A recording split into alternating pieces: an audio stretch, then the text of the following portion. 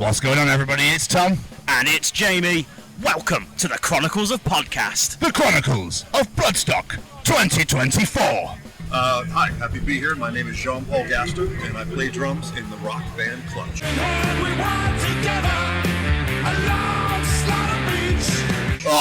And it was absolutely wonderful to have you. Thank you so much for being a part of our show today. We massively appreciate it. But how's your personal Friday treating you so far? It's good now. For a moment, I had lost my phone.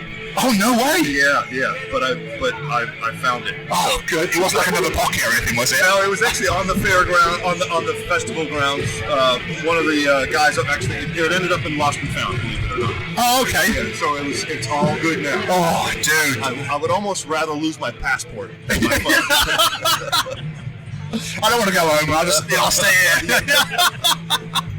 Oh, at least you found it. That's the main thing. Yeah, it's all good. Now I'm ready to rock and roll. Yeah, so I was about to ask, how are you feeling about later? Excited? Absolutely, yeah. It's the first festival we've done this year over here, so that's exciting. Beautiful day. That doesn't always happen here in England.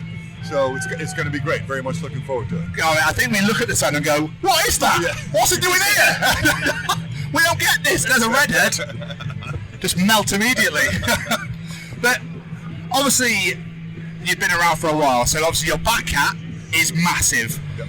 For set lists for festival shows, do you struggle to pick what to play, or do you have like Old Faithful kind of thing? No, we change the set list up every night. So each night there's a different band member who's put in charge of making the set list. Okay. This one just happened to be my set list. Oh, okay. And we're actually getting ready to do a tour back home in which we will play our Blast Tyrant record in its entirety. Oh, amazing. So as a way to sort of warm up to that, we're going to play a few of the songs that we haven't done in a while. Specifically, we'll do Mercury and Spleen Merchant tonight. Those are ones that we've definitely played over the years, but recently not as much. So we'll try to rehearsal those. It really just depends. It's kind of just like whatever you feel like playing. Maybe even playing something that has been out of the mix for a while and just it's feeling good. So we'll put in something like that. Impetus is on there tonight. I thought that might be appropriate for a festival such as Bloodstock. Yeah. But doing that though, having different members of the band pick the set list, have you had the time where someone's gone, we're going to play this? You're like, I can't remember how to play this. It's been so long. Yeah, of course. and that's what sound checks are for. And so that happens all the time. But that's kind of what makes it fun. You know, the idea is to sort of challenge ourselves. I think the audience has come to expect that from us. They don't want to just see us get up there and play the same 20 songs and say the same things in between those songs. And to me, that's that doesn't feel rock and roll. That feels boring to me. And we're all of the same mindset, where we'd rather do something a little different each night and give the crowd a unique musical experience. You know, the set that we played tonight is only going to happen here tonight. We're going to have another gig coming up in a day or two, and that set list is going to be totally different. That's amazing. It's funny you say that about the speech thing. You see some bands have set lists, and then in between songs is speech about such and such. Always makes me laugh. But us as a podcast, we're ambassadors for the Sophie Lancaster Foundation. Are you aware of Sophie and the story? I am not. So back in 2007, Sophie was a young girl walking through a park after a night out with her boyfriend, and they were beaten by a group of youths, and unfortunately Sophie lost her life. Oh. And this all happened because of the way she was dressed, because she was a goth. So the foundation was started by her mum to basically look after us in the alternative community and go, it's not right to be treated differently. It should be a hate crime because we are being treated differently because of the music we listen to. It's as simple as that. So when we're talking to bands this weekend, we're basically trying to find out, because let's be honest, a lot of us got treated differently when we were younger because of this style of music we listen to.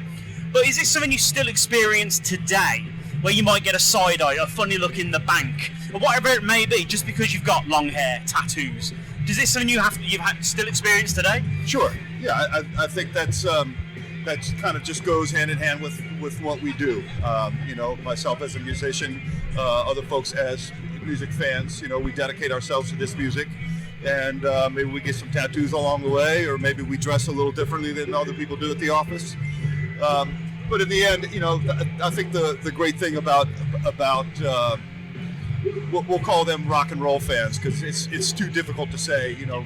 But you know, people who come to see shows and concerts, they're very passionate about this lifestyle, and you know, it's sad to hear a story like that. Certainly. Yeah, it really is.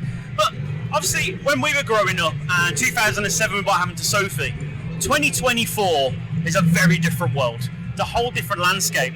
So we're trying to, in your opinion, do you think it's easier to grow up and be part of this community now?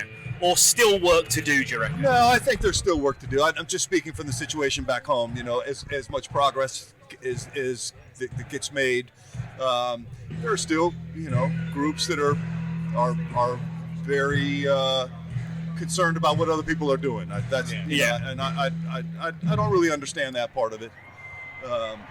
But to answer your question, no, I think it's still difficult. It absolutely. I think it's a weird one, isn't it? Because I think social media and the internet makes such a difference these days compared to when we were growing up.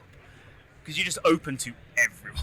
Yeah, I think you're right. And everybody has that desire to sort of express their opinion one way or another. They feel like it's necessary to comment on absolutely everything. And, you know, my mom always said, if you don't have anything nice to say, don't say anything at all. Oh, absolutely. Yes. I love that expression because it's so bloody true. It is so true. And personally, I just don't care enough to comment on what people are doing. Exactly. I don't understand that. I don't have hardly enough time to check my emails, you know, let alone get on there and comment on what other people are dressed like or what kind of drumming this guy does. Or Yeah. You know. Don't understand it. Bringing it back to you guys, though, you have just come off a tour of Latin America. How was that for you guys? Oh, an amazing experience. It's been quite some time. We wanted to be down there for, you know, since the inception of the band, really. And it was every bit as good as people said it would be. The fans are just, man, they take it to another level of dedication. You know, we were just talking about how dedicated rock and roll fans are. Latin American rock and roll fans are a notch above. Oh yeah, it was pretty amazing. The shows are great. Of course, the food was amazing, and it was a lot of fun. You know, it kind of reminded me a little bit of going back, you know, to some of the early days. You know, the venues are not what we would normally play in the States or here, for that matter. The gear was a little touch and go, but you know, I enjoy that part of the challenge. That's why we do what we do. Yeah, Phil, I've always wanted to go to a gig in Brazil. Kiss are my favourite band of all time, and there's a video of them playing in Sao Paulo, I think it is, and fuck me, the crowd is insane. I'm like, I want to be there. That looks amazing. Can I go back to 1983 and watch Kiss in Brazil, please? I think our crowd was not quite as big as Kiss's crowd. Probably not, but the audience was amazing. Fantastic. Just quickly before you let you go, what's the future looking like for Clutch now? Well, we'll spend about a week over here, short and sweet.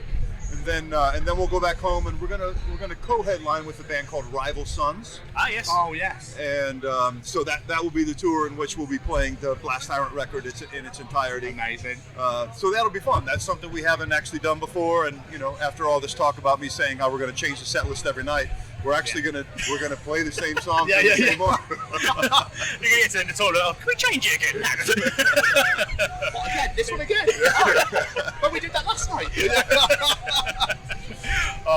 JP, thank you so much for taking the time and chatting to us today. It means the world. Thank you very much. Thank you so much. Very excited to see you guys later.